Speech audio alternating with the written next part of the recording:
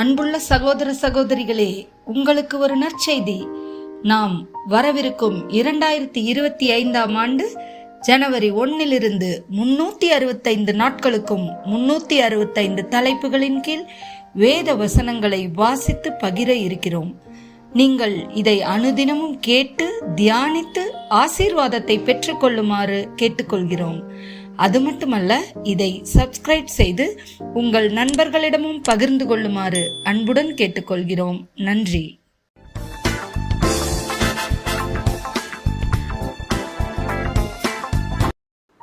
இன்று நாள் 212. தலைப்பு பிறரை நேசித்தல். 1 யோவான் 4, 7, 8 மற்றும் 11, 12 மற்றும் 21. பிரியமானவர்களே, ஒருவரிலொருவர் அன்பாய் இருக்க கடவோம். ஏனெனில் அன்பு தேவனால் உண்டாயிருக்கிறது. அன்புள்ள எவனும் தேவனால் பிறந்து அவரை அறிந்திருக்கிறான். அன்பில்லாதவன் தேவனை அறியான். தேவன் அன்பாகவே இருக்கிறார். பிரியமானவர்களே, தேவன் இவ்விதமாய் நம்மிடத்தில் அன்பு கூர்ந்திருக்க நாமும் ஒருவரிடத்தில் ஒருவர் அன்பு கூற கடனாளிகளாய் இருக்கிறோம். தேவனை ஒருவனும் ஒருபோதும் கண்டதில்லை. நாம் ஒருவரிடத்தில் ஒருவர் அன்பு கூர்ந்தால் தேவன் நமக்குள் நிலைத்திருக்கிறார், அவருடைய அன்பும் நமக்குள் பூரணப்படும். தேவனிடத்தில் அன்பு கூறுகிறவன் தன் சகோதரனிடத்திலும் அன்பு கூற வேண்டும் என்கிற இந்த கற்பனையை அவராலே பெற்றிருக்கிறோம். யோவான் 13, 34, 35.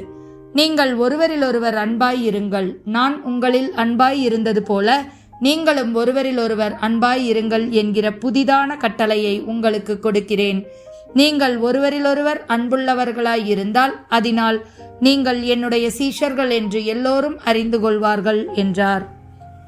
மத்தேயு 5, 43 48 வரை. உனக்கடுத்தவனை சிநேகித்து உன் சத்துருவை பகைப்பாயாக என்று சொல்லப்பட்டதை கேள்விப்பட்டிருக்கிறீர்கள். நான் உங்களுக்கு சொல்கிறேன், உங்கள் சத்துருக்களை சிநேகியுங்கள், உங்களை சபிக்கிறவர்களை ஆசீர்வதியுங்கள், உங்களை பகைக்கிறவர்களுக்கு நன்மை செய்யுங்கள், உங்களை நிந்திக்கிறவர்களுக்காகவும் உங்களை துன்பப்படுத்துகிறவர்களுக்காகவும் ஜெபம் பண்ணுங்கள். இப்படி செய்வதனால் நீங்கள் பரலோகத்தில் இருக்கிற உங்கள் பரமபிதாவுக்கு புத்திரராய் இருப்பீர்கள். அவர் தீயோர் மேலும் நல்லோர் மேலும் தமது சூரியனை உதிக்க பண்ணி நீதியுள்ளவர்கள் மேலும் அநீதியுள்ளவர்கள் மேலும் மழையை பெய்ய பண்ணுகிறார். உங்களை சிநேகிக்கிறவர்களையே நீங்கள் சிநேகிப்பீர்களானால் உங்களுக்கு பலன் என்ன? ஆயக்காரரும் அப்படி செய்கிறார்கள் அல்லவா? உங்கள் சகோதரரை மாத்திரம் வாழ்த்துவீர்களானால் நீங்கள் விசேஷித்து செய்கிறது என்ன? ஆயக்காரரும் அப்படி செய்கிறார்கள் அல்லவா? ஆகையால் பரலோகத்தில் இருக்கிற உங்கள் பிதா பூரண சர்க்குணராய் இருக்கிறது போல நீங்களும் பூரண சர்க்குணராய் இருக்க கடவீர்கள். 1 பேதுரு 4, 8 10 வரை. எல்லாவற்றிற்கும் மேலாக ஒருவரிலொருவர் ஊக்கமான அன்புள்ளவர்களாய் இருங்கள். அன்பு திரளான பாவங்களை மூடும். முறுமுறுப்பில்லாமல் ஒருவரையொருவர் உபசரியுங்கள். அவனவன் பெற்ற வரத்தின்படியே நீங்கள் தேவனுடைய பற்பல கிருபையுள்ள ஈவுகளை பகிர்ந்து கொடுக்கும் நல்ல உக்கிரானக்காரர் போல ஒருவனுக்கொருவர் உதவி செய்யுங்கள். 1 கொரிந்தியர் 13, 1 8 வரை. நான் மனுஷர் பாஷைகளையும் தூதர் பாஷைகளையும் பேசினாலும் அன்பு எனக்கிராவிட்டால் சத்தமிடுகிற வெண்கலம் போலவும் ஓசையிடுகிற கைத்தாளம் போலவும் இருப்பேன்.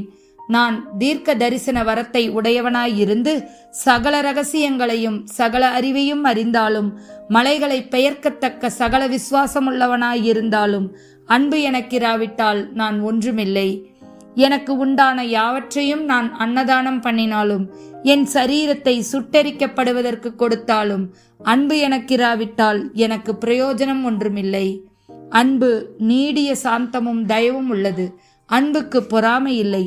அன்பு தன்னை புகழாது, இருமாப்பாய் இராது, அயோக்கியமானதை செய்யாது, தற்பொழிவை நாடாது, சினமடையாது, தீங்கு நினையாது, அநியாயத்தில் சந்தோஷப்படாமல் சத்தியத்தில் சந்தோஷப்படும், சகலத்தையும் தாங்கும், சகலத்தையும் விசுவாசிக்கும், சகலத்தையும் நம்பும், சகலத்தையும் சகிக்கும். அன்பு ஒரு காலம் ஒழியாது. தீர்க்க தரிசனங்களானாலும் ஒழிந்து போம், அந்நிய பாஷைகளானாலும் ஒளிந்து போம், அறிவானாலும் ஒளிந்து போம். ரோமர் 12, 9, 10 மற்றும் 20, 21. உங்கள் அன்பு மாயமற்றதாய் இருப்பதாக. தீமையை வெறுத்து நன்மையை பற்றி கொண்டிருங்கள். சகோதர சிநேகத்திலே ஒருவர் மேல் ஒருவர் பட்சமாய் இருங்கள்.